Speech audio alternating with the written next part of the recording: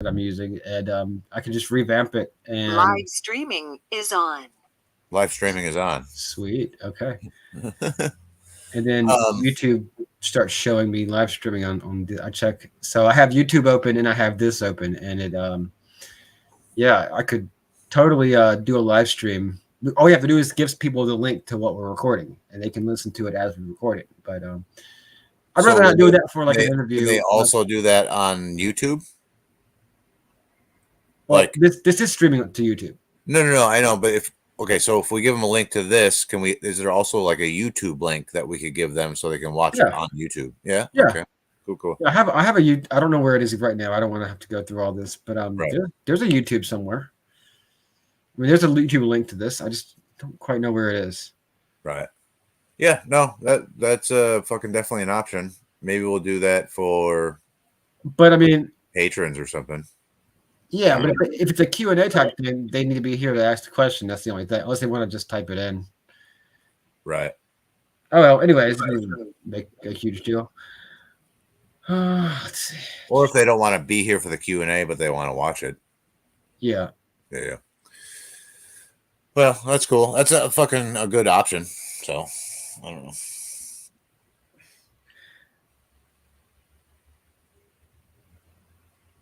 All right, let me go ahead and just, I guess, go into the introduction, and then try to do this kind of ad-lib it. All right, we'll do. I just scraped my brain for all the thoughts I've been having lately and seeing what's the most dominant and I think the most interested now. So I guess I should be able to spit out something halfway coherent. All right, I'm gonna mute then. Oh fuck! I'm glad I didn't start talking. All right. You good? Oh, no. Hey, y'all. Welcome to the Agora podcast. It's your home for agorism, localism, radical decentralization, and anti-authoritarian concepts. I'm Penguin, as always, here. I'm introducing the podcast, and I'm here with my co-host, Sek Magora. Fortunately, we don't have a guest this week for a show, so it gave us an opportunity to do another one of our shows with just the two of us. And so we quickly thought of some topics, and as usual, there's always a slew of things in the front and backs of our minds that we could go on for hours on. So I hope you enjoy. But basically, the prompt that kind of got me started, or that I kind of chose to go with for today's discussion. A little bit of background noise there. For today's discussion is the idea that I have increasingly over the past, I don't know, I can't really gauge this too accurately, at least a year and a half, probably 2 years or so, is I've grown increasingly harshly critical of the what's called the left over time, and to kind of accurately describe what is the left. And that's a big part of it too, is I've more concisely defined what the left is, because oftentimes we go by a series of vibes, a series of feelings, kind of which is pretty accurate, I think, to how people actually sort themselves in current year politics, or in the politics of whatever any particular moment. But if you're living in that society, in that culture, but to actually define the left, I basically mean socialists and progressives, and by progressives I mean it's a collection of people from your sort of social democrats, maybe on one end, maybe they're kind of in between the two, to your center, maybe a European center right, kind of technocratic liberals, so-called liberals, on the Democrat Party. It's sort of the rightmost wing of the Democratic Party. And as always, there's exceptions and a little bit of ambiguity throughout. But yeah, I've become increasingly harshly critical of these tendencies that do kind of often express themselves in some sort of spectrum, where they do present themselves as sort of a group or a tendency. Not that there's any huge validity to the political spectrum. But of course, getting to the point of starting the Agora podcast with Sec and getting to the ideas of of agorism, for a time, left libertarianism is how I was kind of milieu that I was grouped in, mutualism, different kind of anti-authoritarian, radically decentralist, and more egalitarian than, or somewhat egalitarian beliefs, more so than right-wing beliefs. And I kind of got that way through a leftward turn in my politics, where I really embraced what was considered, the left-wing market anarchist ideas, which I still find like intensely valuable to my politics.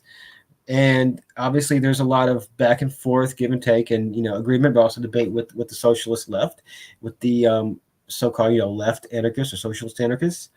But I would define the left almost to kind of at least paper over some of that. I would define the left specifically as the project of creating the project of the state, of creating a state that uses rationality and science to create a more progressive and egalitarian world.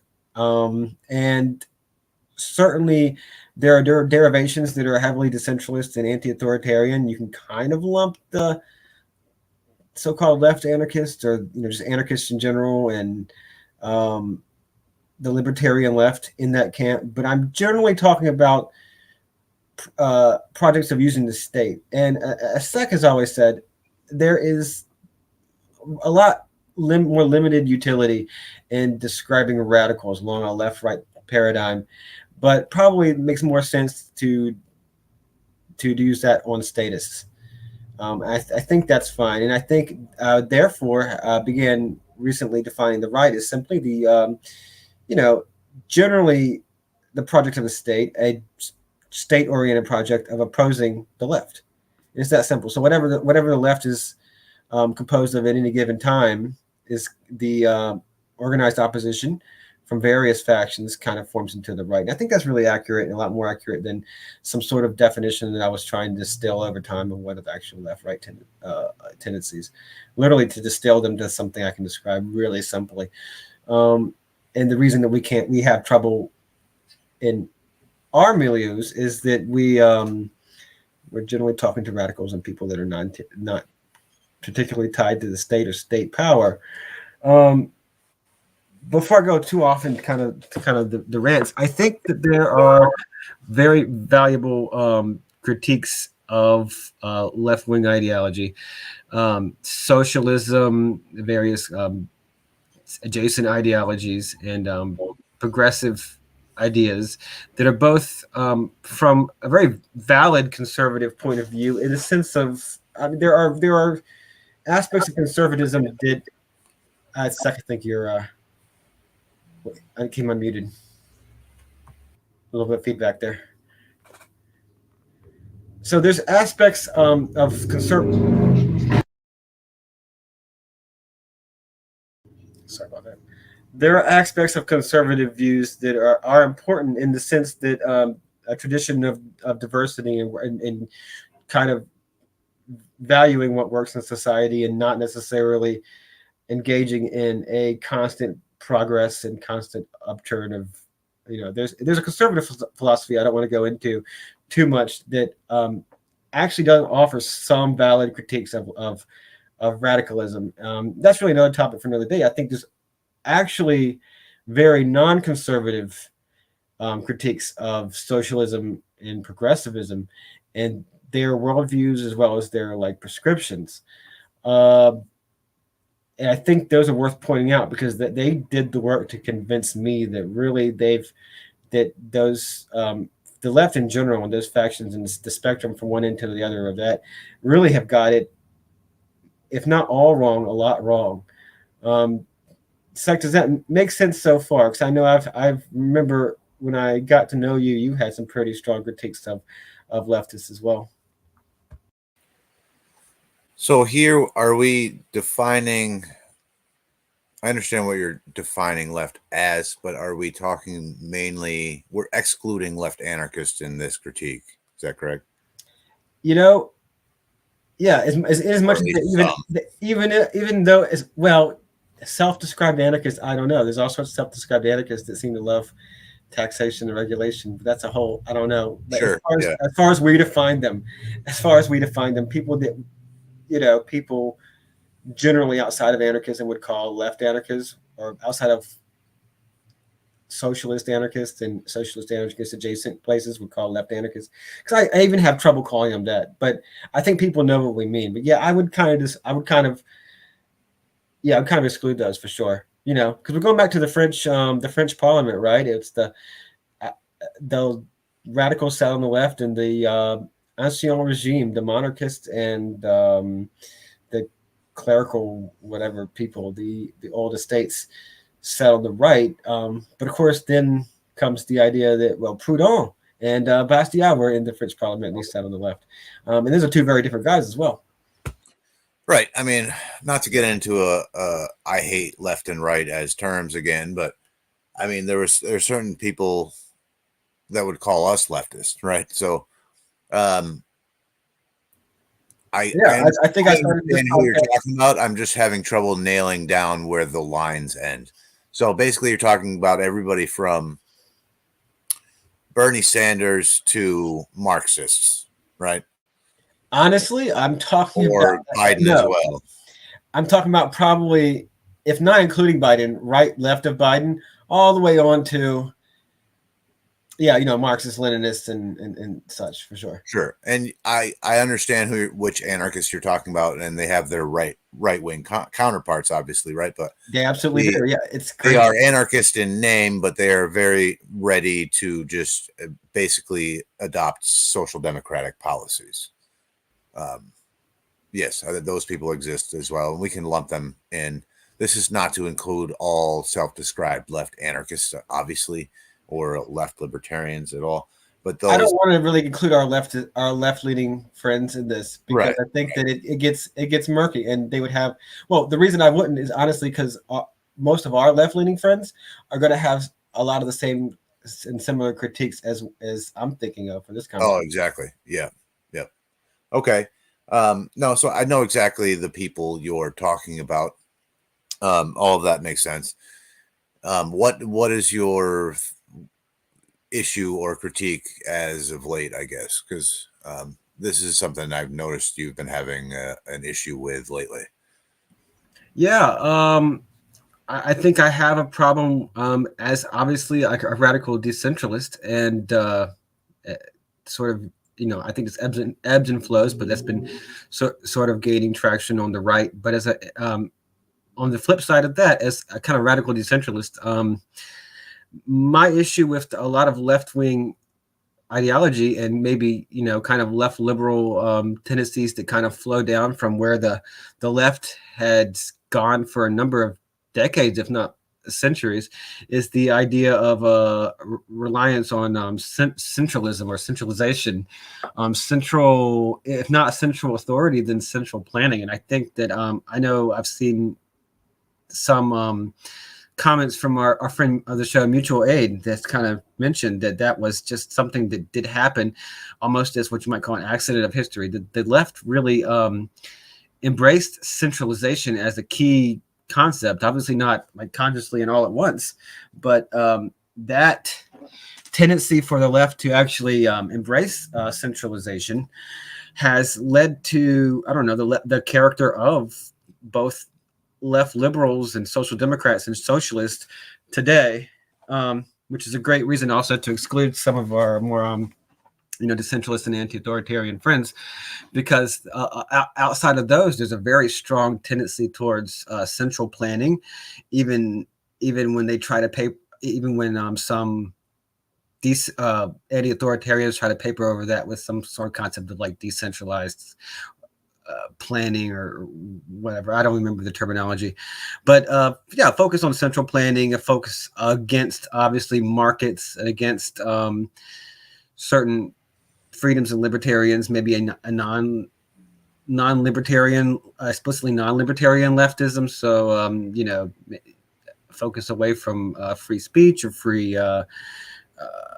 bearing of arms. So which is basically another way to say a centralization of various authorities and into the community and into the or the larger community or the commune.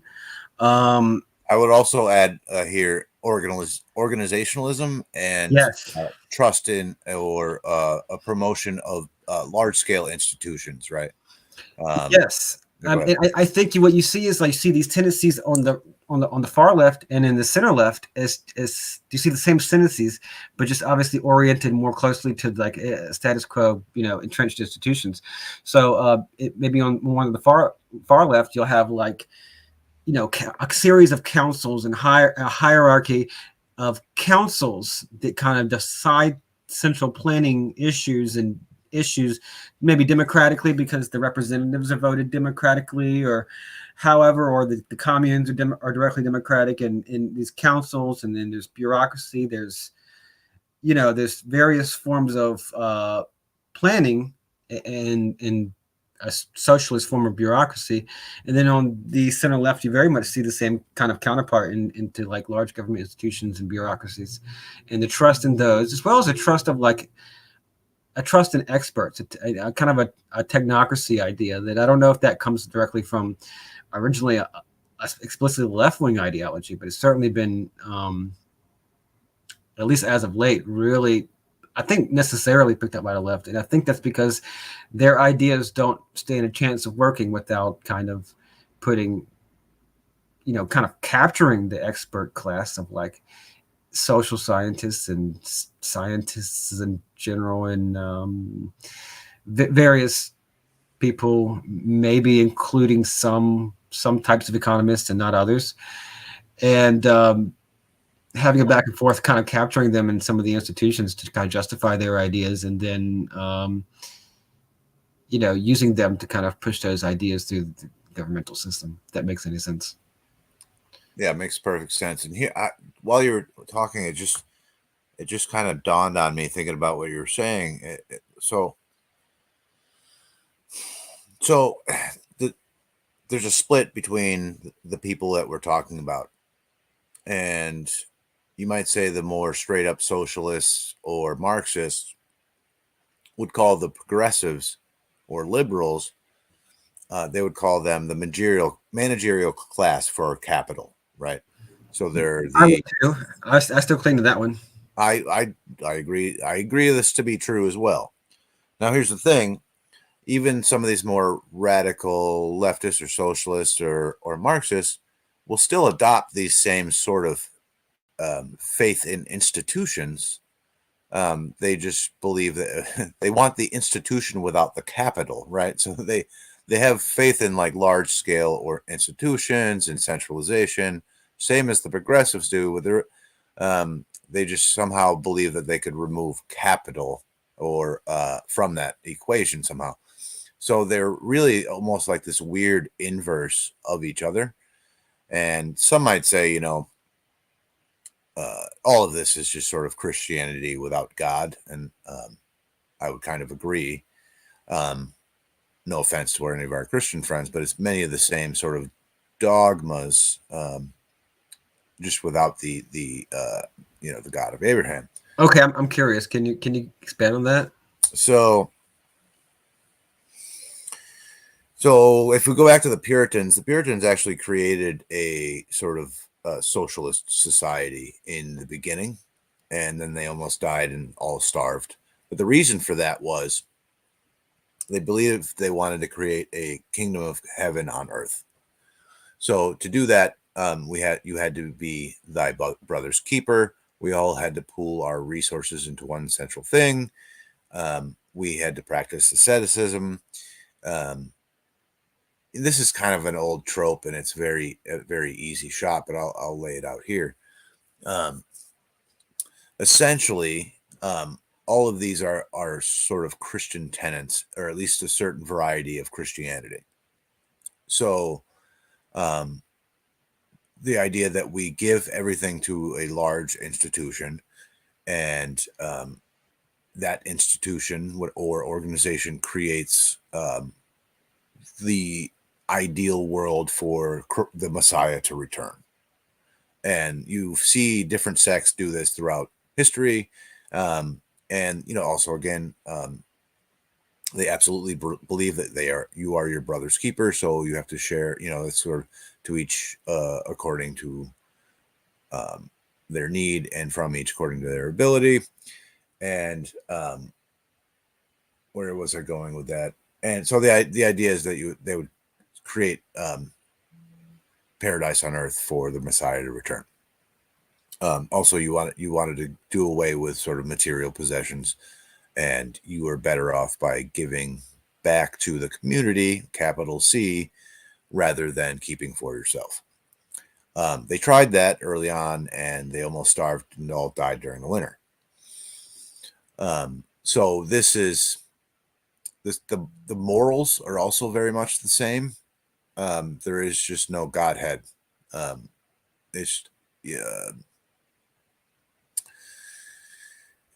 Material wealth is not a good thing. We should, take care of each other, all of these sorts of things. You might say that these have Christianity has sort of cultural roots in just about everything. So this is not really saying much, but the morality basis behind certain strains of communism is basically just a Christian set of morality. It's the Ten Commandments without the sort of laws of Moses, or without a God. So I didn't really mean to go into that, but no, I asked you to, but no, that really makes me think. This is also a post-left critique of the left throughout the past century. Mm-hmm. Is basically the moralism, the combination of the moralism and the belief in large institutions has failed the left for the past hundreds of years.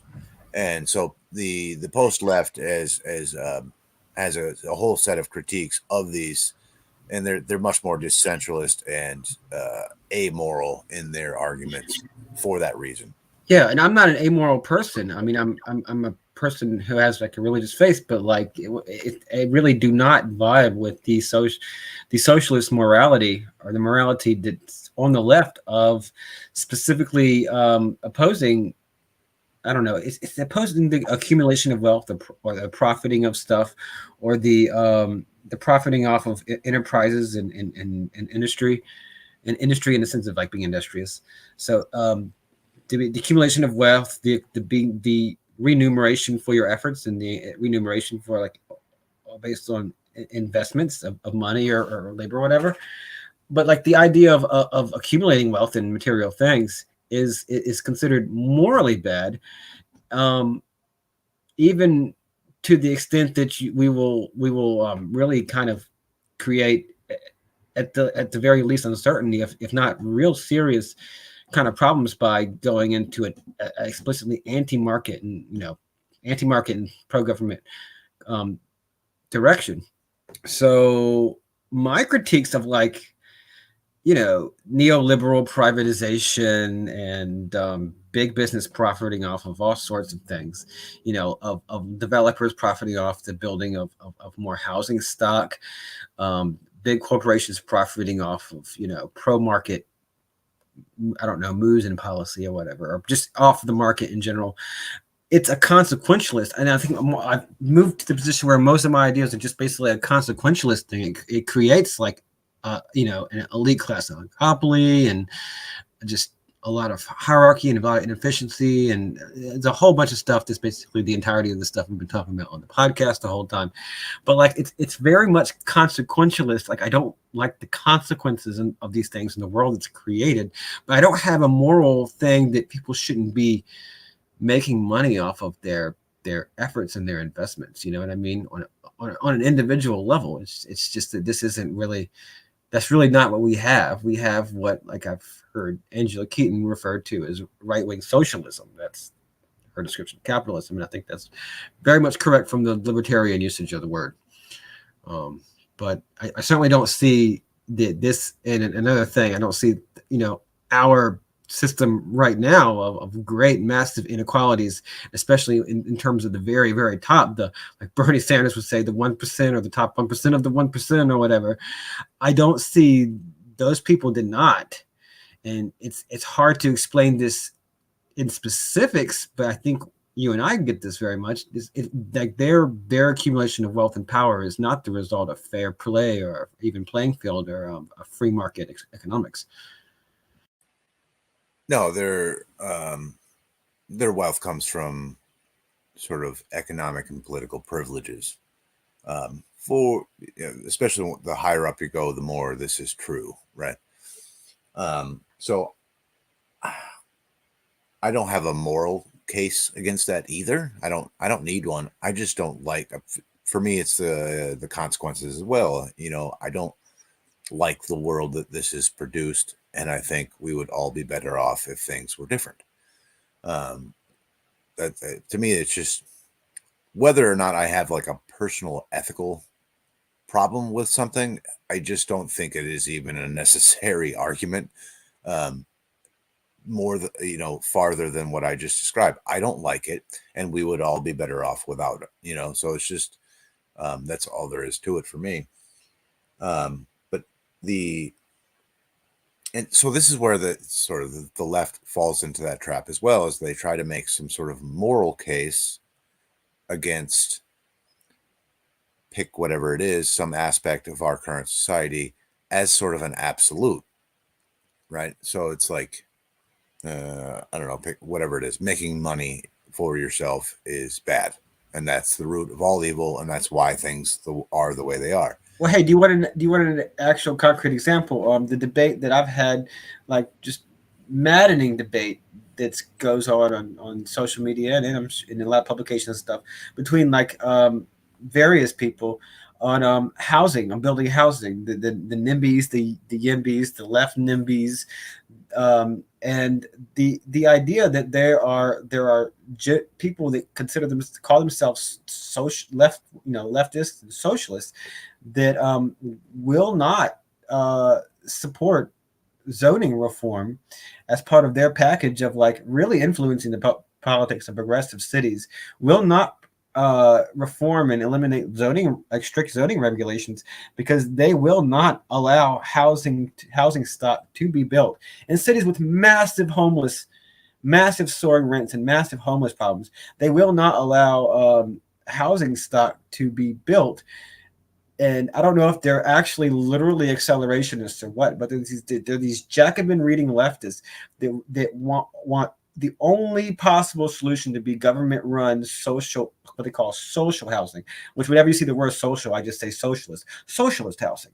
And that's the only solution. If any private developer makes not even, they'll make millions, but they make 1 cent off of that. If any private individual does anything for profit in this situation, and believe me, I know I'm not in love with big business or real estate speculators or anything like that. Yeah, that's where we fall in between a rock and a hard place, is this, because it's like people need houses. Yeah, exactly. So on the one hand, it's a crisis, right. On the one hand, I don't want nationalized housing, right, or government-run housing, because that's fucking terrifying. And goddamn it, if you want to go back to the progressive era, leftists should fucking learn what happens when you put government in front of housing. You have fucking government workers coming into the houses of immigrants to make sure they live like good white people, and then making sure and sterilizing fucking poor mothers because they had too many kids or whatever, just to get that housing. So they should fucking know better, number one. But number two, I don't like these fucking real estate speculators either. But this is the fucking situation we're in, and you're, like you said, you need housing. And yes, it's the status quo. It's what's been happening up until this point. And they're not going to be putting the power in the hands of people who already don't have the power in their hands. That's just that's just who builds houses in this current reality. Right. And it shouldn't be that way. I agree. It shouldn't be that way. So I almost agree with Jacobin. Like, look, these fuckers shouldn't have this much money and power to be able to do this to begin with. Okay. Yeah, I agree with you there. But they moralize, man. It's the morality. Yes. Yeah, we have to look at like what is the best harm reduction. Do you know what I'm saying? So it's like if it's getting people more cheap housing, then we got to fucking do that. And also stop fucking criminalizing homelessness. You know what I mean? Because that's not fucking helping either. Or criminalizing charity or mutual aid to help people that are in a bad situation, which are usually progressive policies, by the way, just for the record, that it's like Keith McHenry said, the worst fucking policies for the poor and the homeless and the houseless are in progressive fucking states and cities because of this because of the same reason you just described. They want this big social engineering plan, right? They want this big social engineering plan where we have like fucking public housing. And if they can't get that, we're going to fucking throw the homeless in jail instead. You know what I mean? So it's like, it's either all or nothing. You can't just go help them. Charity is bad because it's just, we need a state solution, right? So you're fucking destroying people's lives because you can't get your social engineering to work properly. You know what I mean? Yeah, it's all got to be about social housing and public mass transportation and high-speed rail and light rail and low-speed rail and a lot of trains involved for some reason that don't have a chance of ever making any money. Just giant money pits for billions of MMT created BS dollars. A whole nother rant to go there. They love progressives love trains for some reason, but and leftists love their public housing. They want to make fucking fascists. Sorry. Yes, they want to make okay.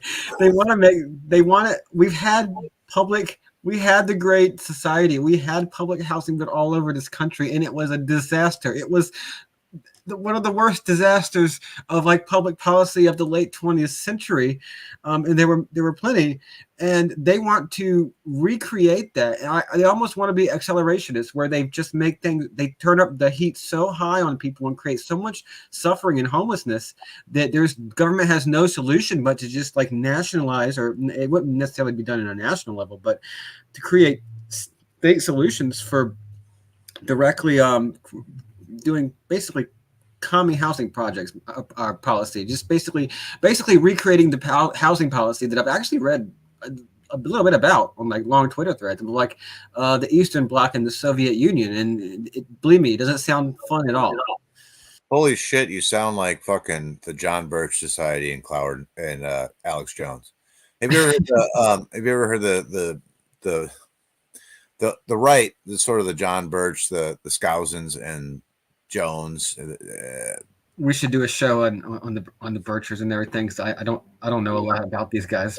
I've read a lot of Bircher stuff back in my day, but the thing they rant about is this paper put out by two professors called Cloward and Piven, and it was kind of a left accelerationist thing where they wanted to flood the social systems so they could bring on like complete state-run industry and housing and everything, right? So crash the welfare system because it wasn't enough, so that they could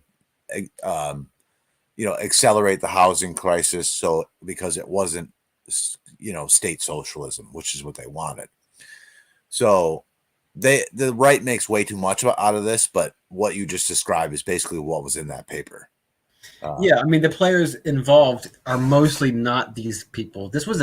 A lot of this was about San Francisco's policy.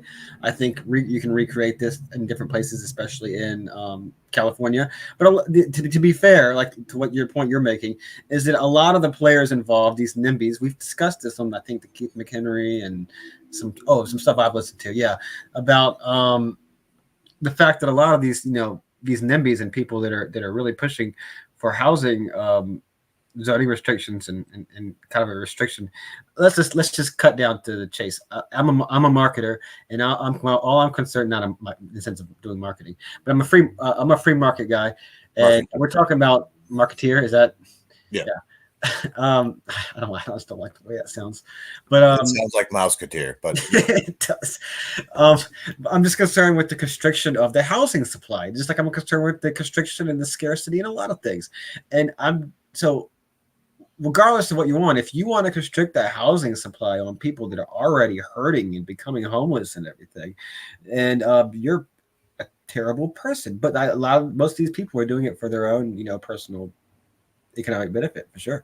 Like, I mean, you buy a home in middle class America, you've made it to a certain point, but like there's a level of precarity there. You're not like set. Even upper middle class, and you keep acquiring stuff, you get some properties. You're a small time landlord. You're not economically set. You could lose it. I mean, but anyways, so the basis of like forming a base of like economic security in middle class wealth in this country is first buying a home and then buying a second, third home and renting them out to people, whatever.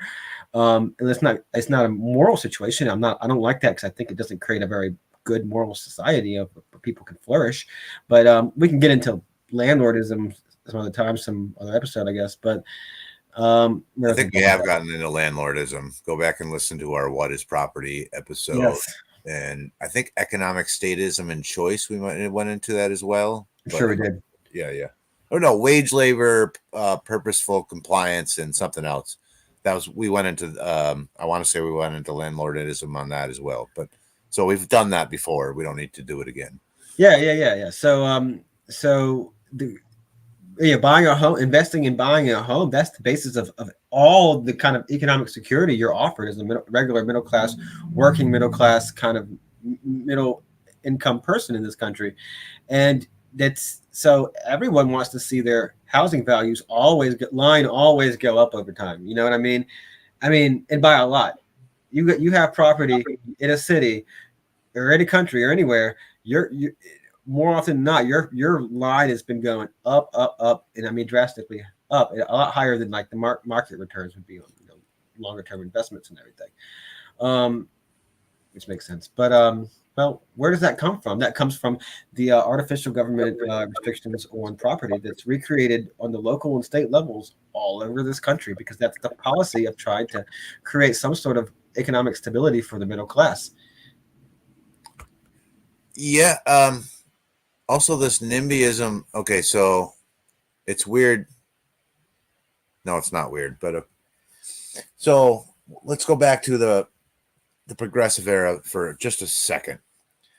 And so Rothbard called the progressive era the right-wing plot. We've said that before. And he was borrowing from Gabriel Kokol in The Triumph of Conservatism, where Kokol pointed out that all of the progressive era regulations actually just benefited the billionaire class.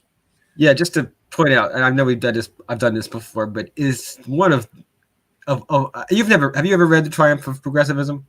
Triumph of Conservatism? Conservatism, sorry. Yeah, I have. I felt a slip because what he's talking about in that book. Yeah. Triumph of Conservatism. Yeah. I have. Have you read it? Yeah. Oh, okay. Well, I think I need to, because that's one of the most valuable. Definitely worth a read. Yes, indirectly, just books for me, and directly because since you've read it. You would definitely, that guy would definitely hate Rothbard and me and you, but the book is very good. Oh yeah. Big props to him, regardless. Yeah. Okay, so what did I just say? It was a right-wing plot in the sense that it squashed radical movements, and all of those regulations benefited the billionaire class. So we bring that up to today, and it's the same situation over again, right? So you have these sort of left NIMBYs who probably all of them would hate landlords, right? And probably all of them want some sort of state run housing, right? They would probably define themselves as anti-capitalists and that sort of thing. Who do you think pushes for a lot of these regulations, for especially around housing, which creates artificial scarcity of housing? Am I right? What happens when you have scarcity? You raise the value. So who do you think benefits from creating this artificial scarcity? Currently existing landowners. So once again, sort of these like God, I've used left and right too many times already. I fucking hate it. But these left NIMBYs are doing the work of the corporate class once again. And once again, they are the managerial class. And some of them aren't even progressives, although probably a lot of them are. Some of them are probably straight up like sort of more radical social democrats or even socialists. but they're still adopting basically the same policies as the progressives, which are in turn serving capital.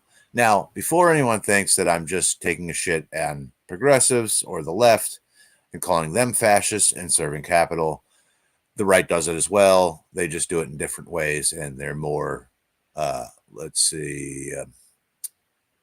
more open about it, I guess, more pro business, right?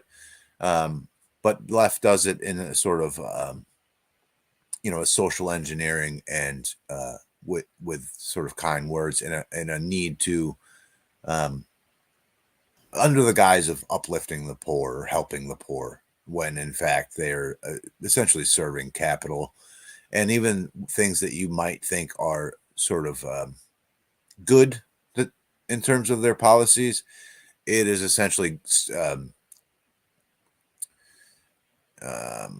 what is the word? It is satiating the working class and the poor just enough so they'll blindly go back to work in their factory or go to war.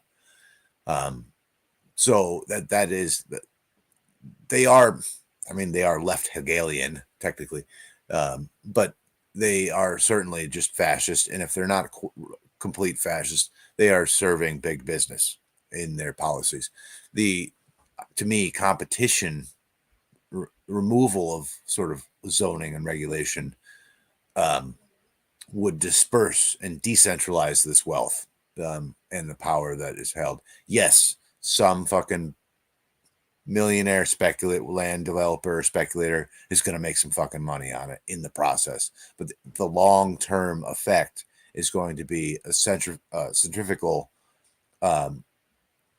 force on wealth. It'll disperse wealth further out, and you'll have like cool little tiny homes like popping up, or apartment buildings, or fucking cool little housing cooperatives might even pop up too. Who knows?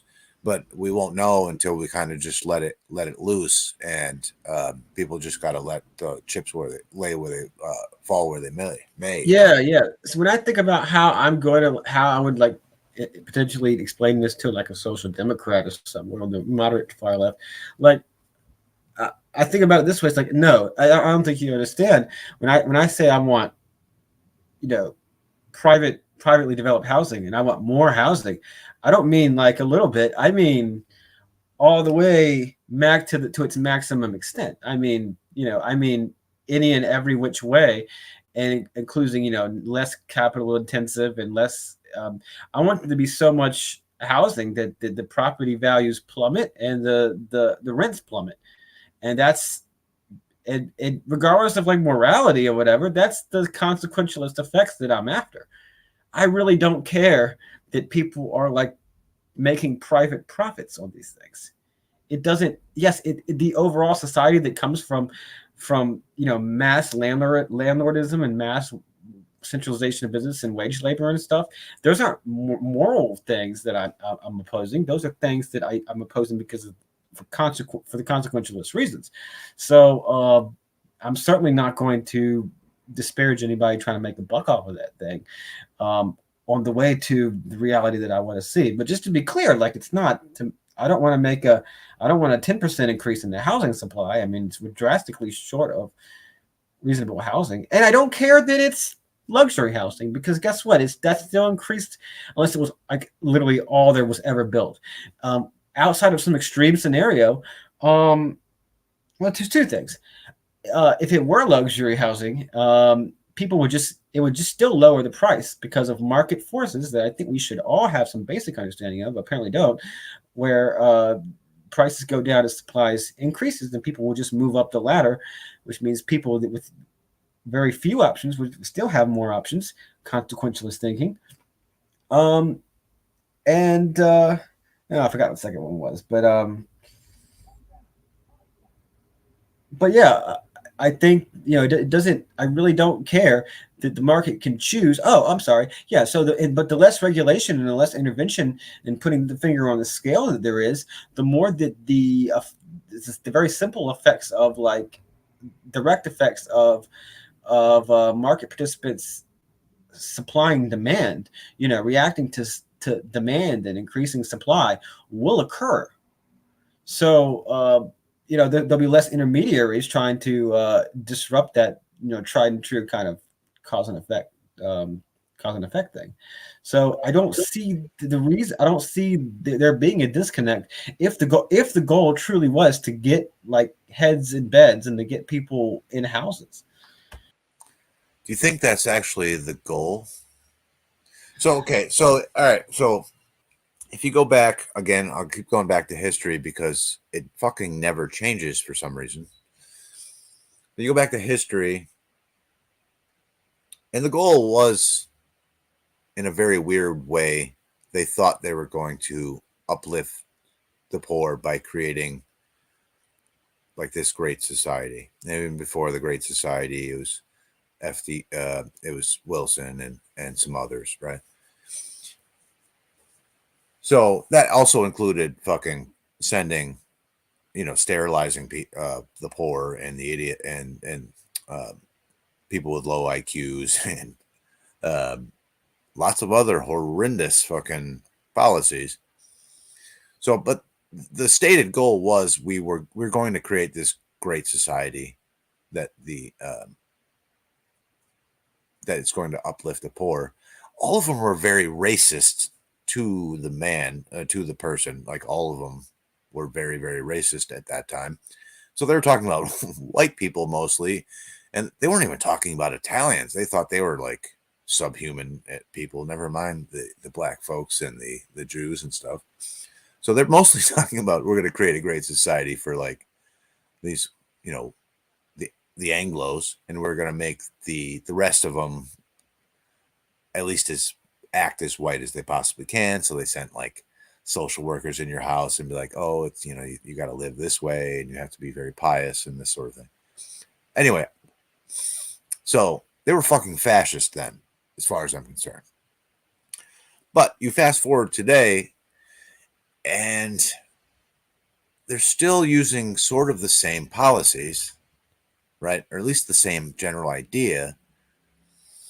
And it's still the same end goal, right? We're going to uplift the poor by creating these, sort of grand institutional policies, and we're going to make this great society. And then it'll uplift the poor and whatever. So how many hundreds of years am I supposed to believe that they have the best intentions? And they're not just like, obviously some people truly believed these things, and some people were just working for big business at the time and probably like goldfish, and they don't know their own history. They have no like sort of ideological memory. They don't realize that their like political ancestors were praising like Mussolini and stuff, So maybe they're just dumb and they just keep getting fooled by the same thing over and over again, and that's possible. But if your goal is to actually help the poor, you'd think they'd not want to just keep repeating, very similar policies over and over again, right? So you go back to sort of like some of the, let's go to gun control, right? Back in the day, they were very explicit about why they wanted gun control. They didn't want black folks owning firearms because they could be a problem. So, and, according to these progressives and also the Klan, who agreed on a lot of different policies, by the way, that black folks, they were too wild to own guns, right? They're just, they're crazy. They dance and stuff. It's fucking insane. Because, the progressives were all Puritans and, probably thought that booze and fucking dancing were the devil. So they didn't want black folks owning guns. But they were explicit about it then. Now they want the same policy of, like, let's say gun control. They just don't explicitly say anything about black folks owning guns, although some of them do. Have you seen some of these headlines from like sort of progressive newspapers from California? Like, oh God, what are we going to do when all these black folks are now owning guns? Like, holy shit, you just said the quiet part out loud. Wow. Yeah, but you know what? You got me thinking about that. And they're also very classist too, because I mean, Yes. honestly, when you're just discussing how they see black folks, the idea of black folks being arms, I mean, generally the idea of working class, more conservative leaning people or red staters, they think they pretty much disparage them and they think of them as less civilized, in the sense that when you were describing what they were thinking of black people, dancing and being wild, is they're not civilized people. And they honestly, this is my even direct experience with this sort of PMC class progressive, they think of what we'd call stereotypically what you'd call like red staters as being a less civilized, almost race of people. I mean, I hate to go into that kind of intellectual dark web kind of shilling for the right wing ideas, but or shilling for right wingers and everything. But when that's a point that they make that is it's quite very true. valid. These sort of progressives and stuff, they're very paternalistically racist. Paternalism, that's a big one. That's the one I've been hearing in the world. In this world, ever since I first got into it, I mean, even from very kind of seemingly left-leaning people, was that the paternalism of the progressives really off-putting. Okay, so here's the thing again. Remember that thing I brought up earlier? How these like two factions of the quote-unquote left, they kind of hate each other, but they mirror each other, right? This is just that. Okay, so what else is vanguardism, right? Other than we need this like sort of elite intellectual class that can. These poor fucking dumb proletariat, they don't know what the fuck they're doing. They don't know. They're too stupid to realize that they have false consciousness and whatever else. So we need this elite class, this little party to get, prepare the fucking proletariat for class consciousness and the revolution or whatever. Don't even get me started. How fucking elitist is that? Fuck you. You know what I mean? Like, so. There are very this is where reasons. the post left is fucking dead on this shit, because they recognize the sort of paternalism and the elitism of that sort of thing. No, the proletariat, the working poor, they don't fucking need you. They need you to get out of their way. Well, let's be clear though, and this is actually one of the back to my original prompt when we were starting this conversation, is like, let's be very clear. Like most of the working class people don't want socialism. They certainly don't find communism to be at all desirable. Like the goals of communism are not really what your average working class person wants, plain and simple. I mean, it's not appealing to them, and it's so insulting and paternalistic to use that false consciousness argument. And obviously we know that's where a lot of neo-Marxists came from, is this idea that why haven't the working class embraced socialism on the road to communism? It's because it's freaking not desirable if you ever met a working class person. But not only that, I mean, I will happily say that like the capitalism has been rough in the sense of a system of like domination by state privileged oligopoly to some extent, not to a complete extent, and not but to a very, to some extent or another, that's what capitalism is. But it is also a market system there's some give in that, and there's quite a bit of, over time, and this is kind of a big deal for me, unfortunately for the people that have to suffer in it, kind of a multi-generational, vast increases in quality of life and conditions for people. I'm not convinced that socialism offers that. Like you can, I will fully admit there have been socialist countries that have for good periods of time provided their citizens with the bare necessities, barely, as in the Soviet Union. Like I don't think people were going very often homeless, very often starving. They were certainly waiting in bread lines some of the time, but I mean through massive economic waste and inefficiency. But of course, whatever. But I mean the chances, the chance of working class people to own property and to make their own consumer choices and to have the opportunity to raise themselves up in a market system as dominated by capital as it may be, that's a lot more preferable than I think what communism offers of propertyless, stateless a classless society. As much as I have criticisms of class and state, the idea that you will own nothing and have no identity is not apparently, just looking around at the world of the past 150 years, is not apparently what the working class desires. Yeah, that's something I've been saying for a long time. Is it not only is that like not appealing to most of the proletariat in the United States, but not only that, but like most of the working class in the United States has been like historically right wing, like very conservative. So I don't know. Specifically in the face of communism, in Marxist Leninism. Yes, yes. Well, I mean, straight up Republican Christian conservatives. You know what I mean? Like, yeah, but that's the conservative movement is specifically a reaction to the rise of Marxist Leninism. That's probably true. Yes. So that's a problem the communists have had, is like you glorify the proletariat, and they're the last ones that want any of that. Like the most people that are most the people that are the most sympathetic to your ideas are like bougie upper middle class college kids. Do you know what I'm saying? Like that's it.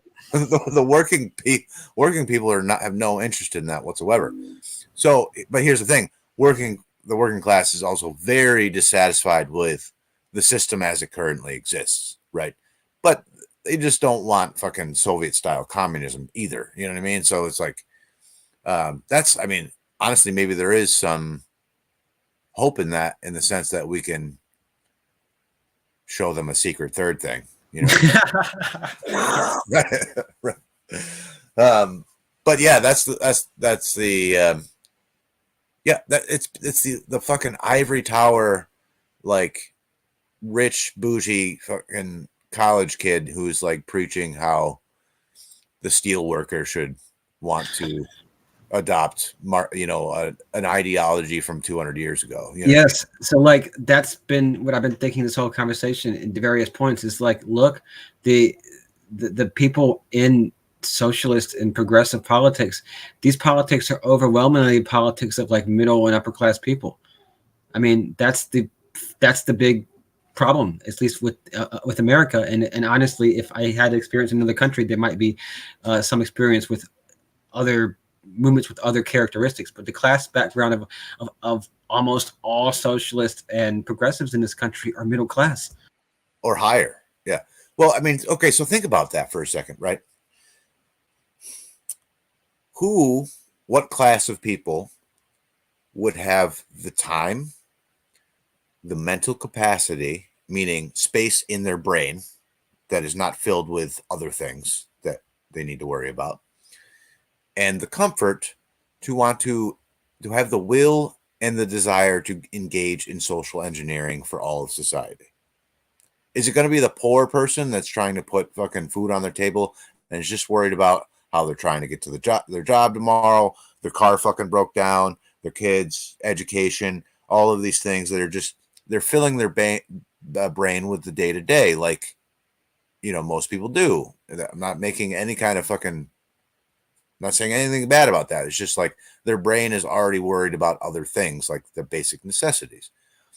It's only those that are very comfortable and usually going to fucking college and educated who have the time, the energy, the space in their brain, because they don't have other things to fucking worry about, who have the will and the ability and the desire to engineer society for other people. And the fucking hubris, by the way. So, I mean, this goes back to, I mean, this goes back a long ways, really. But, I mean, this can go right back to Woodrow Wilson and his ilk were a prime example of this, right? So, they know what's best for other people, and they have the time and the money to do it, right?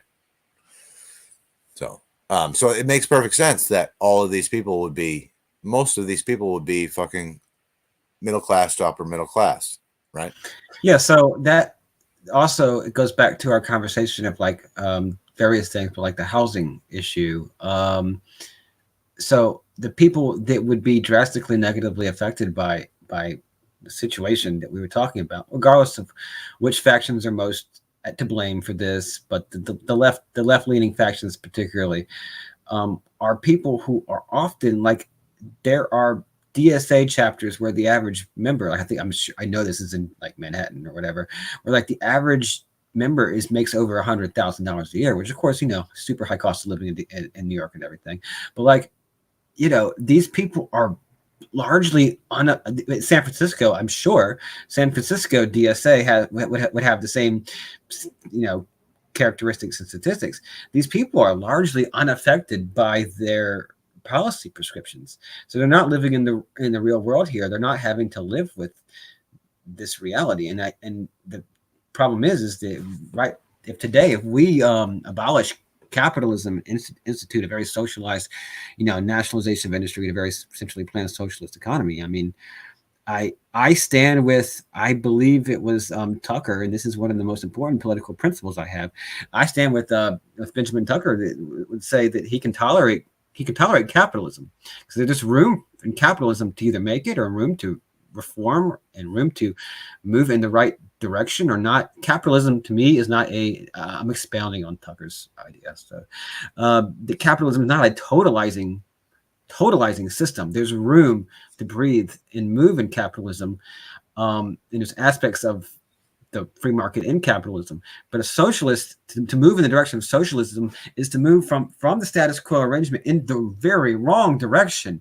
And the consequences are really disastrous. And over time, I've seen where the right wing's critiques of socialism back in the day, where Stalin was the hot new thing, and then Mao was the hot new thing, when these things were actually happening. Because really, socialism is, in that sense, is largely a historical movement.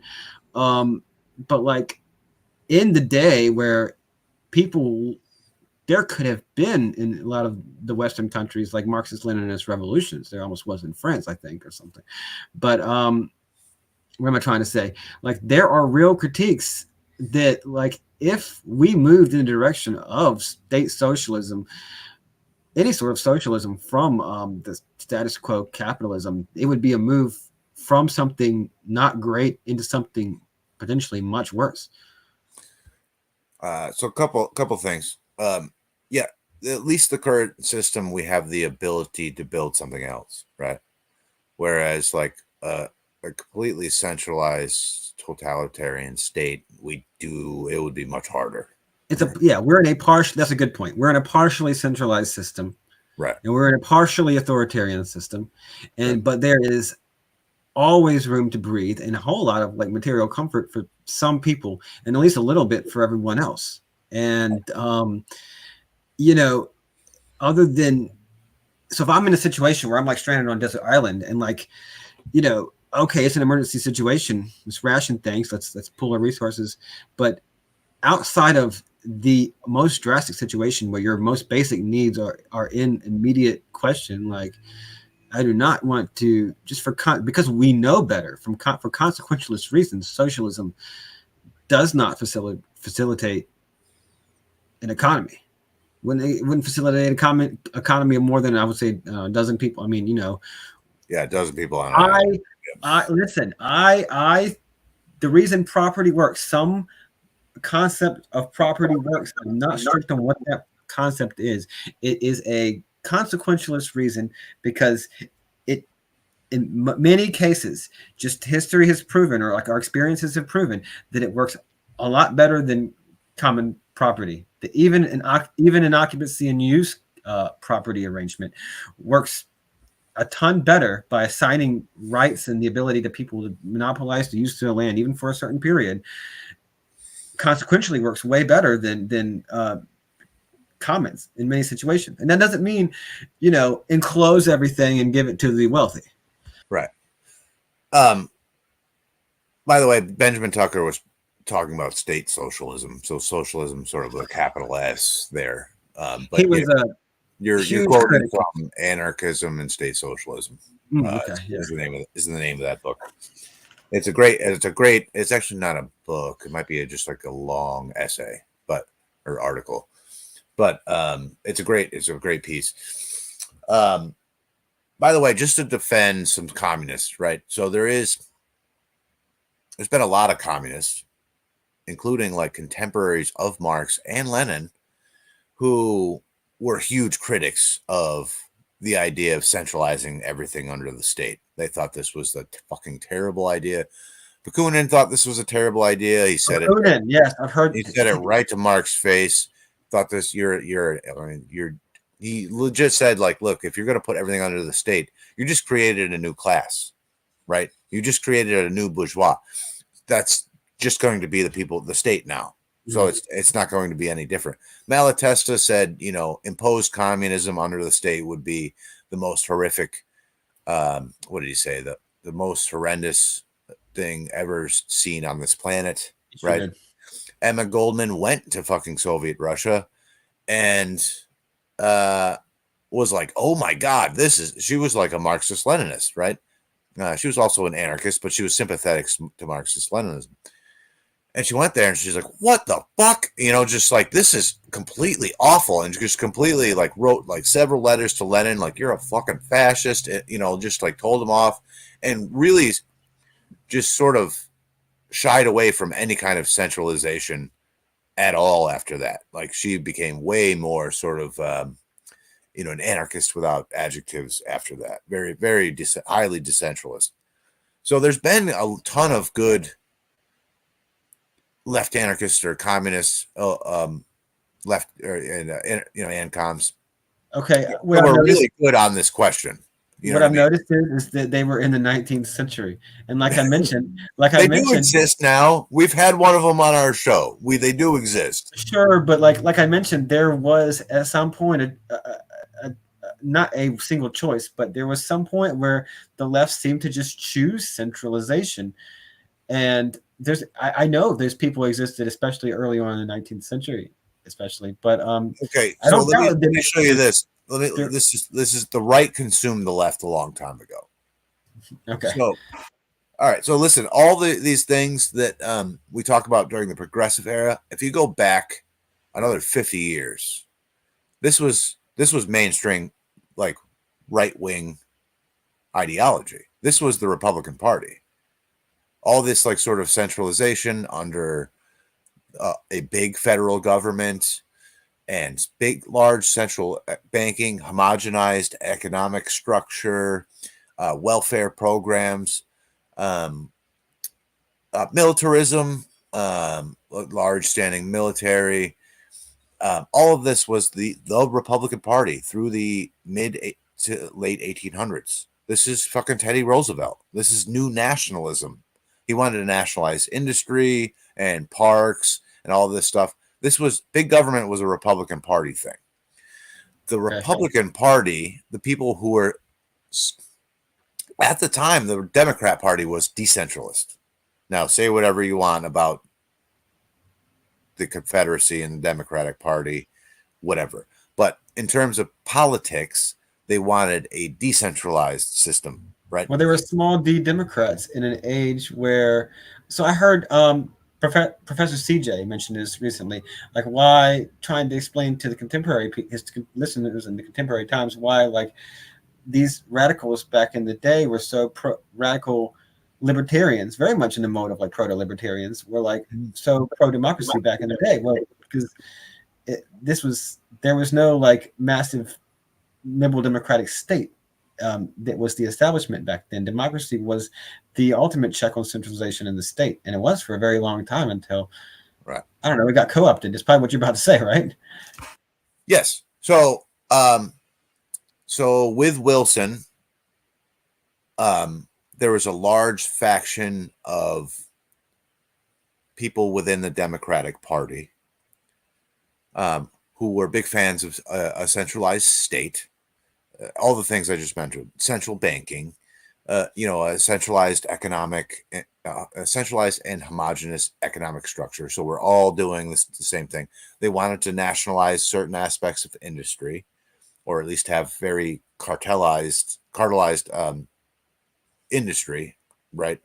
Where they kind of pick the winners and losers. And they were very friendly to big business and industrialists.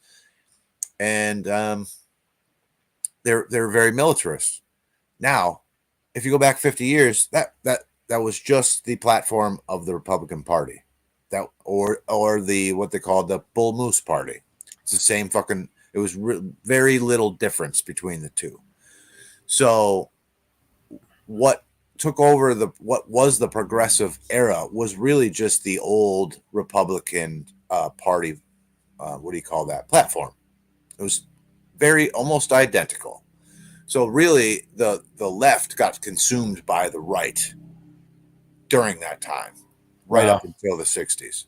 Wow. Okay. Um, Okay.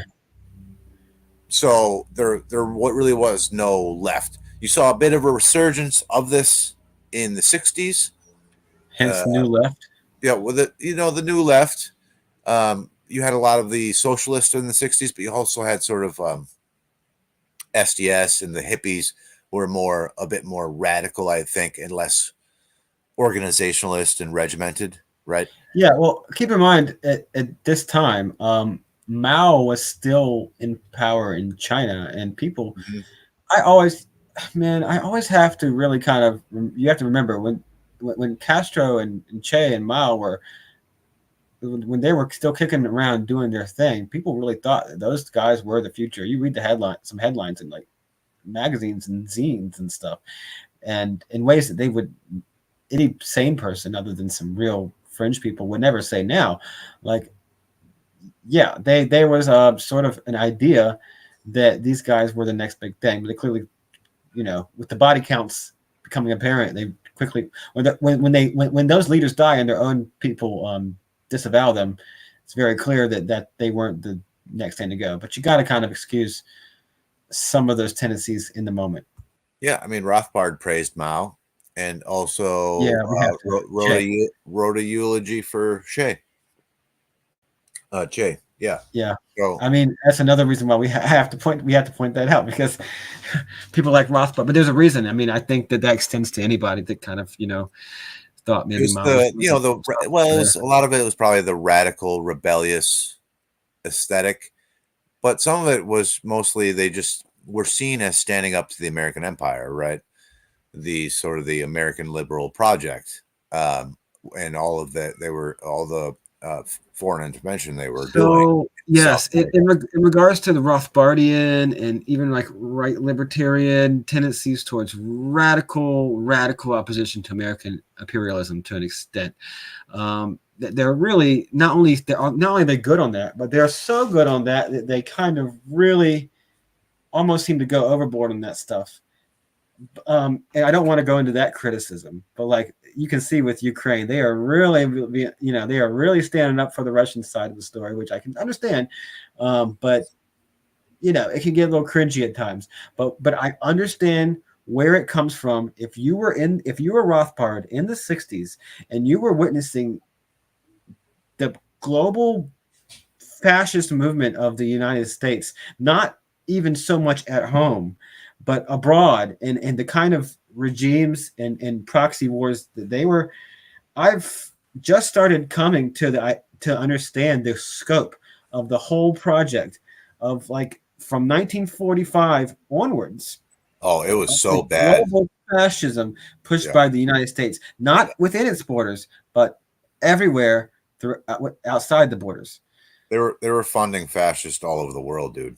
I mean, rape gangs, death squads, just yes. Even former Nazi sympathizers in Italy. Yes.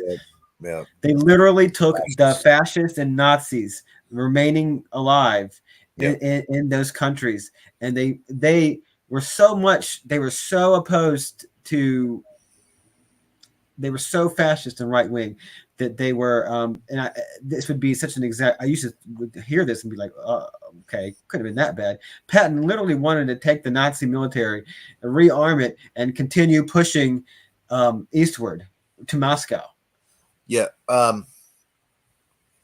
it's actually strange that the U.S.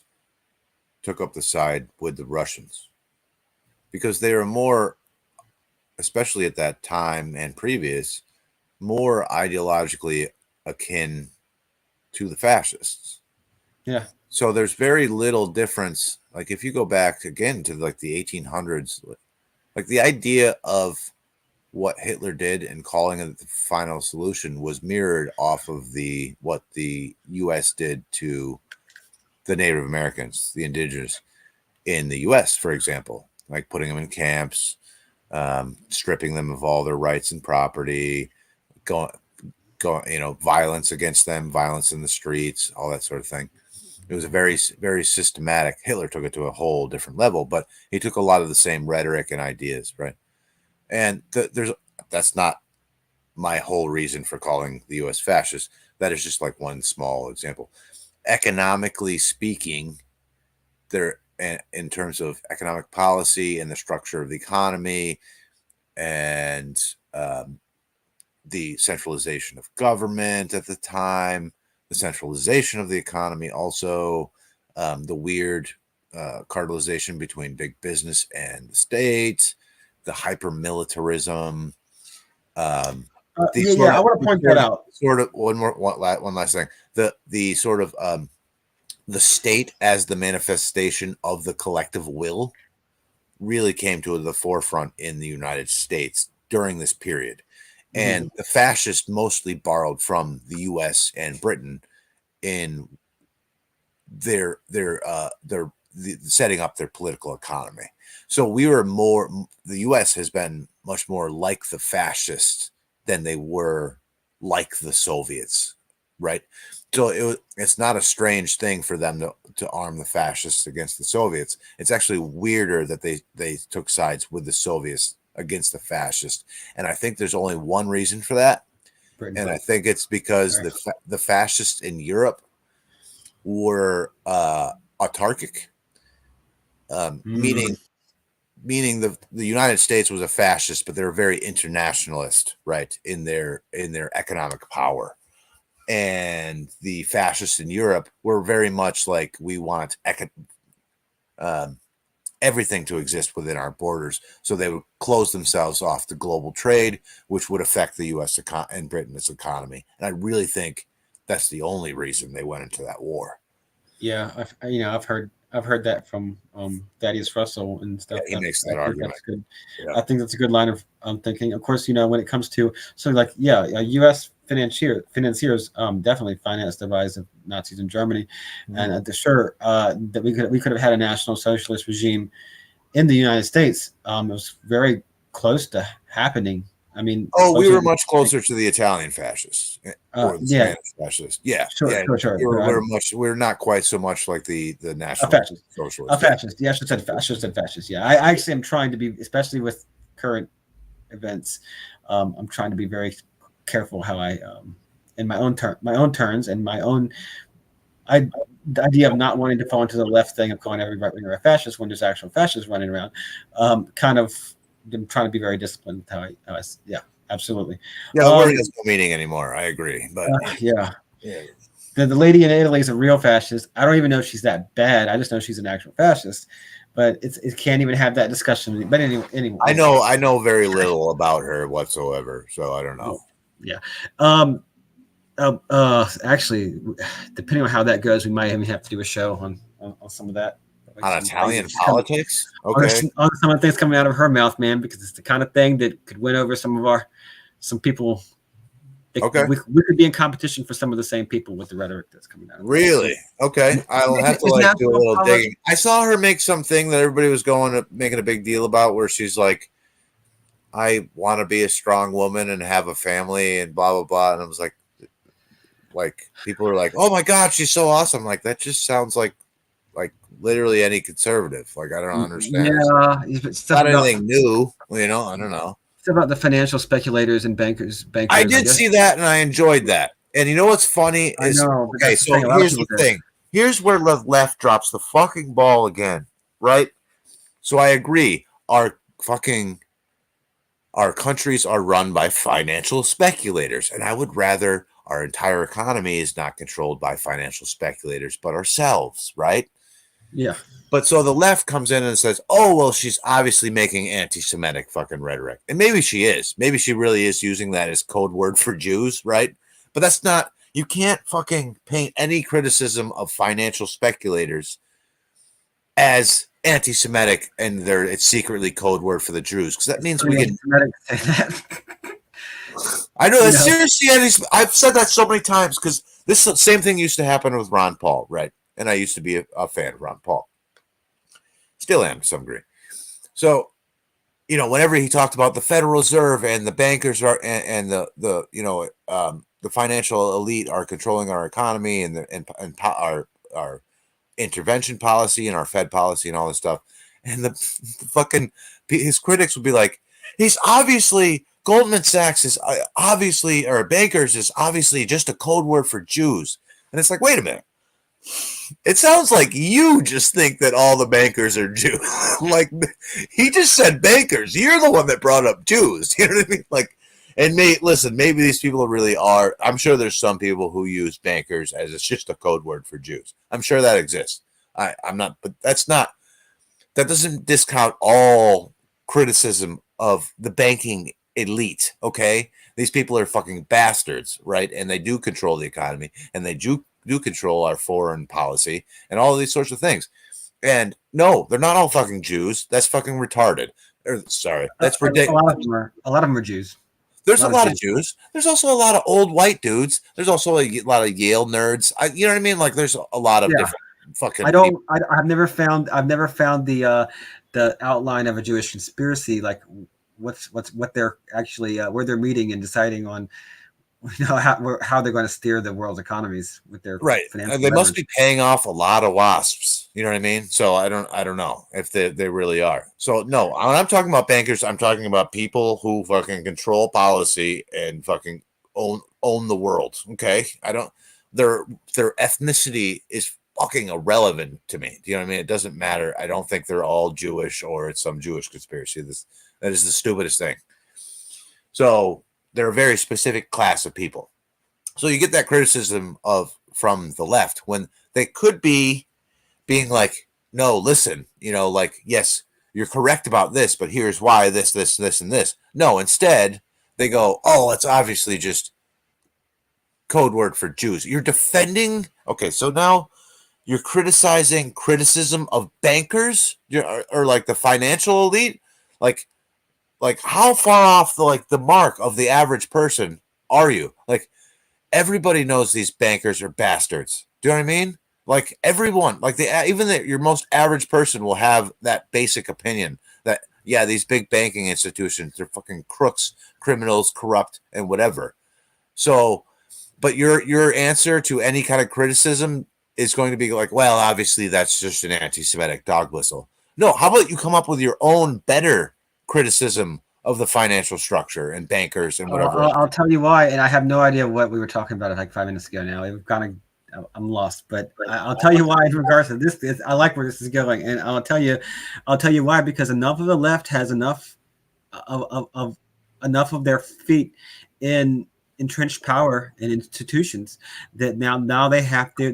They're on the defense. They're defending. Oh yeah, their daddy's a stockbroker who put them college. Yeah. Oh, no, I'm just talking about but I'm just talking about not just on an individual. So I'm talking about enough of the left, even if it's the center left in general, but it's also a lot of people that were radicals in college and stuff, and then but enough of the Democratic and the progressive left, and I'm sure there's plenty of them that are former social democrats and stuff in there too. It really is a spectrum. There is no hard line right there.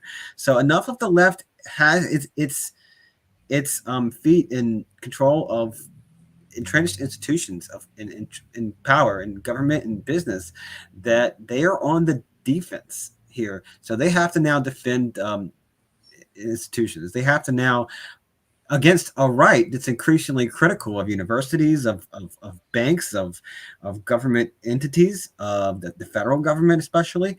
A right where, this goes back to a couple podcasts ago, 2 or 3 podcasts ago, where we were discussing the fact that criticism of these institutions is increasingly being seen as a form of right-wing extremism.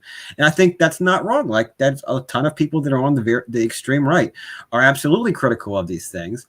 And many of their criticisms can be valid. And I think going back to 4 minutes ago, whenever I said we're going to have to deal with people that come into people that are increasingly getting their voice out there, that are they're fascists that are saying things that are very similar to what we say on the podcast. Is she really a fascist? I don't know anything about her. Literally, I think she's literally, yeah, she's at least a kind of, she's a Marine Le Pen kind of nationalist populist. Okay, so but she literally comes from fascism, as in like she was part of the youth movement that was founded from the post Mussolini era fascists or something. Okay, I mean, that's a fact of being from Italy. Yeah. I've only seen little clips and people talking about her, so I have done zero research on her whatsoever. She also campaigns with anime caricatures of her saying things about tradition and the family and God and country and stuff. So I've also heard she's a huge supporter of the World Economic Forum, NATO, and Davos. That's a very strange thing too, and I don't know what to make of that. That she is, she's like pro NATO and anti Russia, even as a fascist, which is now I'm wondering where like the Mises Caucus guys are going to come into that. Yeah, there's going to be a weird split there. Where do we go with that one? Because they definitely want to kind of flirt with being on pro Russia and everything because they're contrarians, whatever. But where are you going to go when she's also pro Israel, which oh yeah, that's the other one. Yeah. Fascist. I got to look into this because you might be right. I think it's obvious. You and I have talked about this before, and I don't know. I don't know if we've ever said it on the podcast, but there is some weird aspects of like sort of neo-reactionary thought that overlaps with with like left market anarchism or sort of post-left. Yeah, well, we have to tackle with the material reality we're in. I absolutely expect them to be right about some stuff because they're not only are they tackling parts of the material reality, but they're like a reaction to the fact that these things aren't spoken about or not spoken about coherently on the right. Yeah. I think that's part of it. They're sort of like almost postmodern in a sense, and they have some real like critiques of like valid critiques of sort of materialism and modernity that I actually sort of agree with. Like we're talking about this about Dugin. That's what we were talking about this because we listened to also even that what's that dude's name? Moldbug. Curtis Yarvin, Yarvin. Now, so every now and then he'll say something like, "Yeah, no, that sounds like something I would have said in different wording." Oh yeah. And then like he'll go in, but that's the reason we need a fucking trad culture of family and responsibility, and corporate. I don't know what he believes, but I'll tell you this: I don't think he believes anything. I don't think that dude believes anything. I really don't. I don't know if we're adjacent to Curtis Yarvin, especially like the real Curtis Yarvin, because I think he's a little bit different when he posts under his own name. But I think we're adjacent to Curtis Yarvin. Like there's not a far. Well, it's either that. So, like some of the stuff he says could have been Foucault like 40 years ago. You know what I'm saying? Like, or some of the stuff that Dugin says could have been fucking Foucault or Deleuze fucking 40 years ago. So it's almost just like they're kind of coming around to sort of postmodern ideas as an antithesis to modernity or like materialist Marxism. Right. Well, yes. So you have to be able to criticize. There has to be modes to criticize like the globalist capitalist reality and neoliberalism. I'm sorry, that was anti-Semitic. I'm pretty sure. I should have said globalist. Just means Jews. I think it just means Jews. Right? No, that's what you're talking about when you say globalist, right? You're just talking about Jews.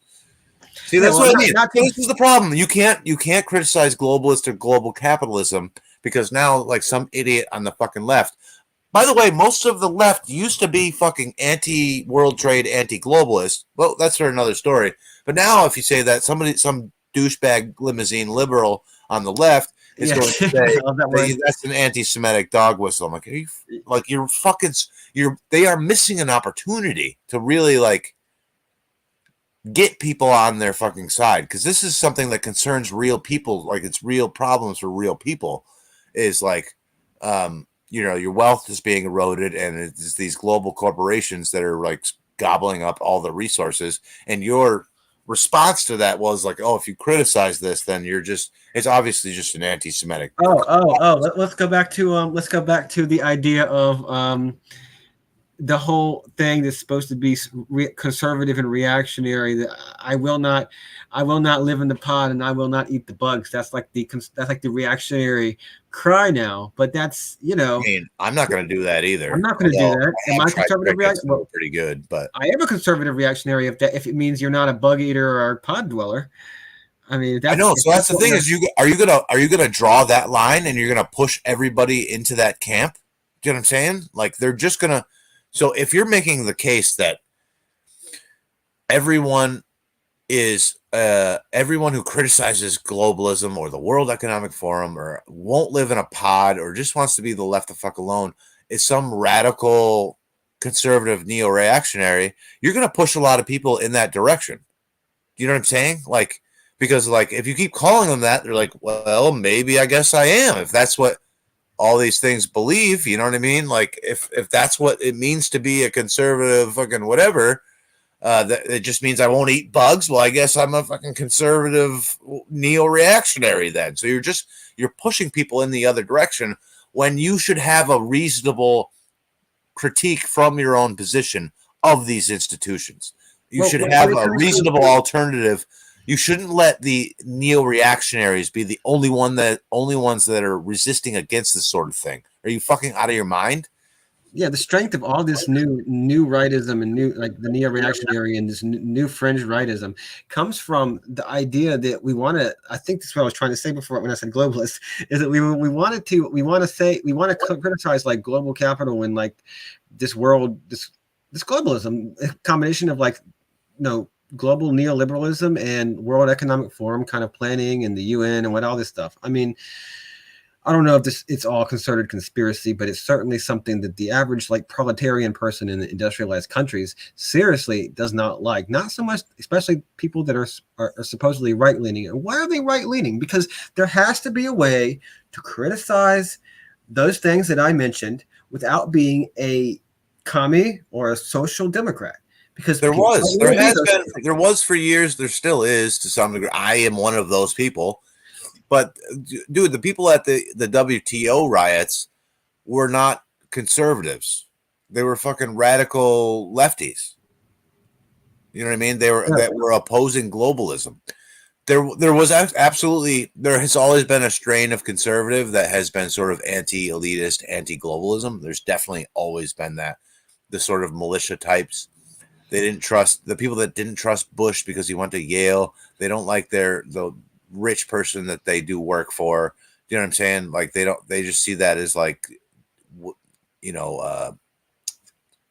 not them, a different culture from them. So there has always been that strain of like sort of anti-world trade, anti-globalism on the right. And they're usually like within the militia movements and sort of conspiratorial. So that's always existed, right? But the vast majority of people at the WTO riots were like left anarchist punks. You know what I'm saying? Like that opposed globalism and the World Trade Organization.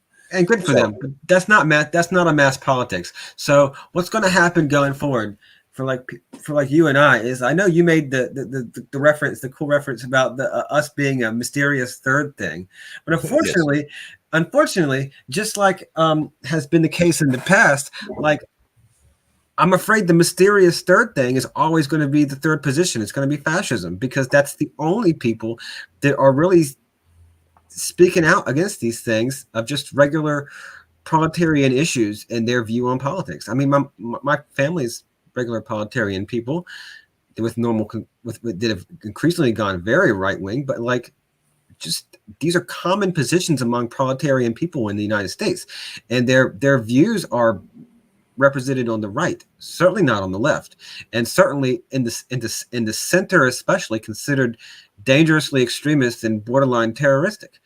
And we've posited before, probably somewhat by design, I think it's somewhat by design. Yeah. I think we should keep doing this podcast because and that's what I was just going to say is like all we can do is just offer another thing.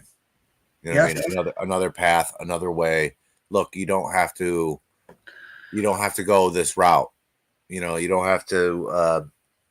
Number one, politics is not going to save you at all. But number two, you don't have to like delve into sort of like neo-reactionary fascism or whatever the thing to get you out of here. There's other options. There's other alternatives. There's other ways to make good, real material change in people's lives. And there's another ideological basis for alternatives to both capitalism, fascism, and communism. So, and I've never seen myself.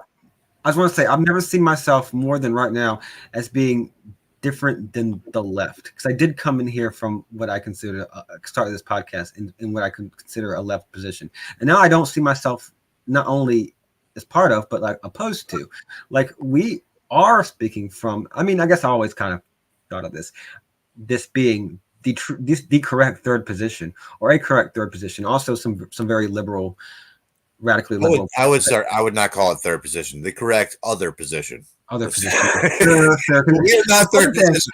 There can't be three or more third positions. Yes, okay. Right. But I'm trying to make a point is that fascism is not the natural third position.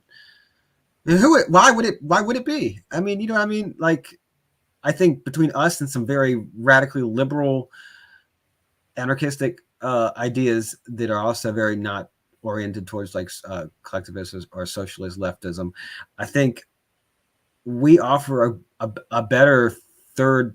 Well, that's what I want to say. We offer a better third path than the fascism that I think is gaining hold in a lot of places. But I guess where I'm coming from here is like on Twitter when Giorgia Meloni won the however you win the prime minister. I thought that's not how you became prime minister, but whatever. In Italy, apparently you do. She won the election, and she makes a speech that everybody retweets all over Twitter, and everybody's like, I think it's great. What's wrong with being from family and having a family and being an individual? She said all these things about individualism, and we're genetically individuals and not a part of a collective, and all of our lives have value, and that the bankers and financial speculators will own us, and that we have our gender and we should have children, and this whole thing about like that just stop, another thing like this whole thing on the right about like stop eating processed food and watching pornography and just grow your own food and have children, like things that we're all for.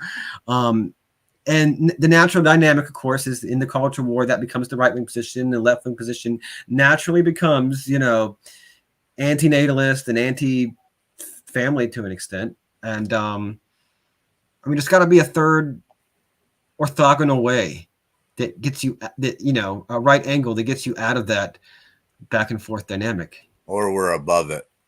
We're above it. We're another. We're playing 5D chess politically. Yeah. I think our mutual friend Dia says she's a non-political non-Euclidean. Nice. That's where that's from? Where? That's Robert Anton Wilson. Oh, that guy. Yeah, nice. Yeah. No, that's perfect. I've actually defined myself that way before, but that's Robert Anton Wilson. That's a great line. I think that's from the Illuminatus trilogy, but shit. Well, we should. Oh, we got to wrap this up. Start wrapping this up. Honestly, the family is a progressive ideal anyway. That was the nuclear family was something that was this is like the conservatives are just like conserving what the progressives put into place like 100 years ago. But we might have talked about this before, but the nuclear family was just a progressive project in the early 1900s.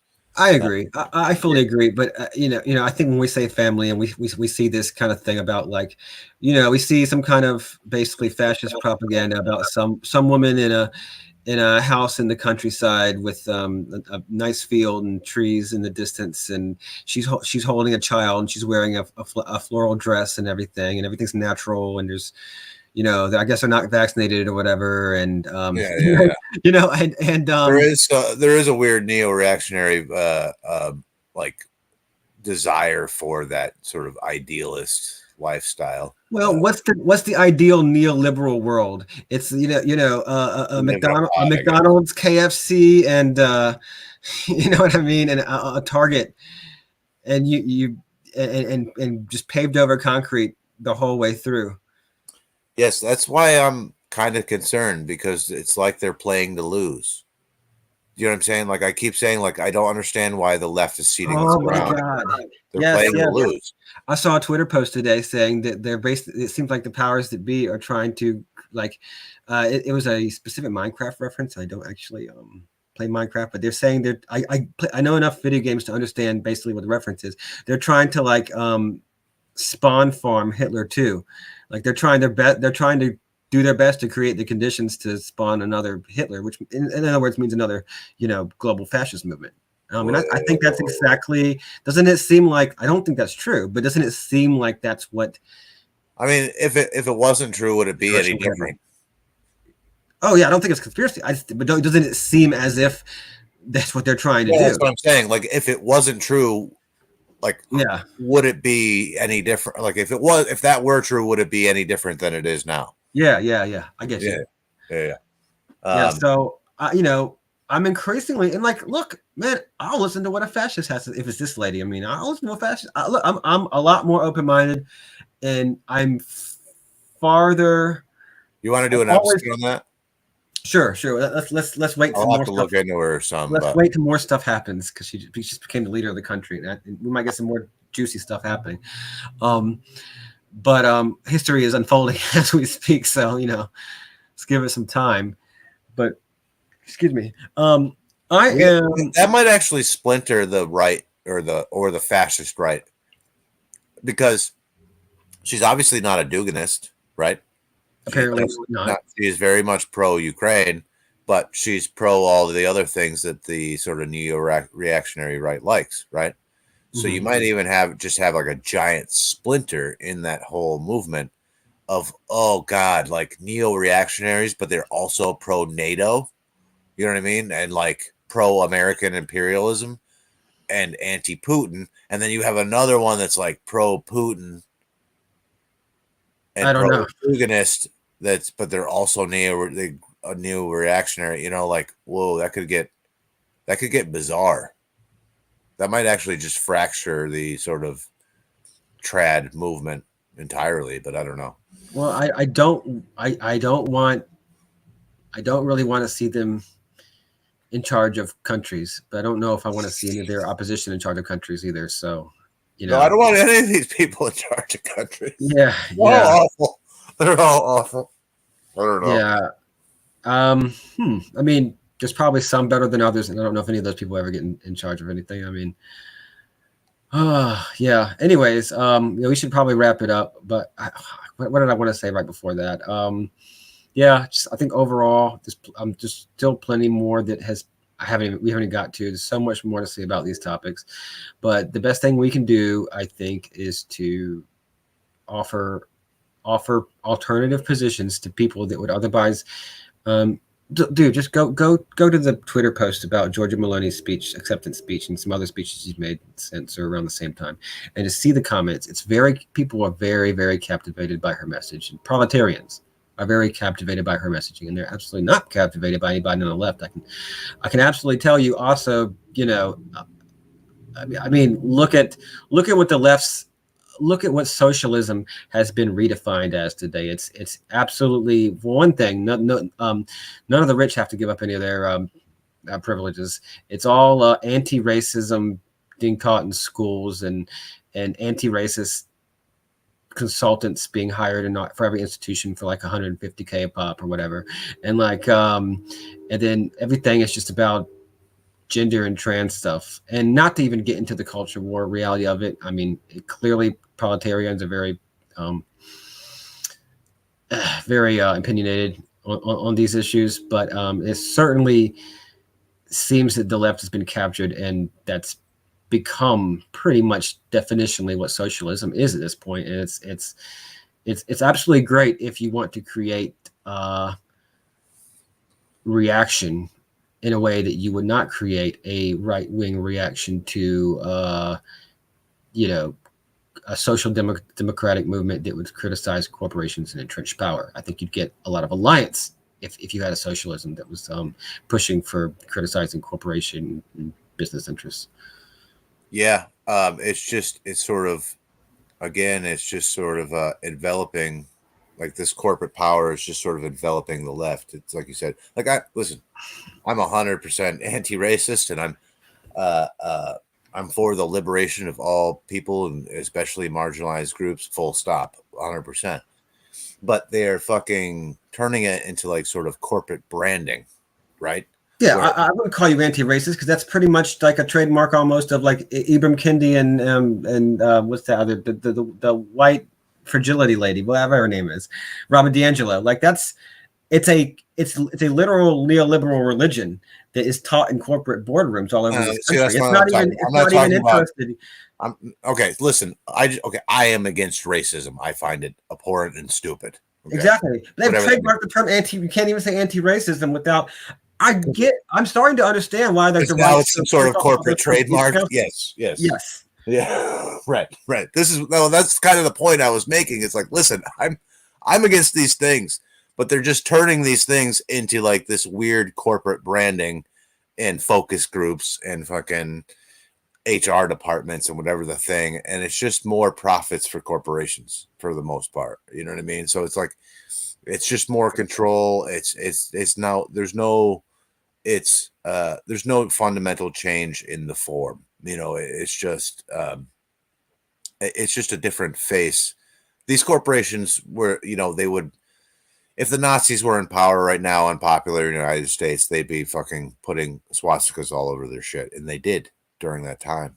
So it's just whatever is seen as popular of the day becomes the corporate branding and whatever the fuck, and it whitewashes and sugarcoats like real fundamental liberation or change. You know what I'm saying? So it's what do they call it? Like rainbow capitalism, right? You know? Yeah. I mean, that's just true, and that's what I gotta say. When I've heard some of these re, aesthet, pro aesthetics reactionaries, just criticizing criticizing this neoliberalism, like rainbow capitalism and this pro LGBT and anti-racist corporate culture. I saw like today the Virgin Airlines commercial announcing, because they have to announce to the whole world, to this huge like $300,000 $500,000 commercial about their flight attendants now all being able to wear whatever gender clothes and put their pronouns on their uniforms, and the men can wear skirts and non-binary people can wear whatever. And okay, great. And it's just the goofiest thing where they're all just waving their arms around and smiling, and the camera's tilting, and it's this bunch of it's just frighteningly neoliberal. And I just can't imagine being one of these non-binary people and seeing that you are the face of the propaganda of multi-billion-dollar corporations. Yeah, I mean, it's just corporate culture. It's just focus groups, man. So it's like they figured out, whatever these corporations just figure out, that like 51% of people are fine with gay and trans people, right? So now they're going to plaster them all over their shit and make them it's gross, like that corporate, like fake, superficial, like parading around these people to make a few bucks is fucking gross to me.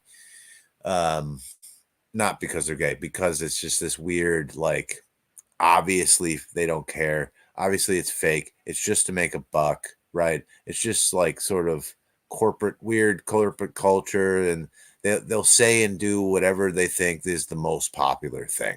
You know it's so weird, dude. The commercial, it was just so saccharine and so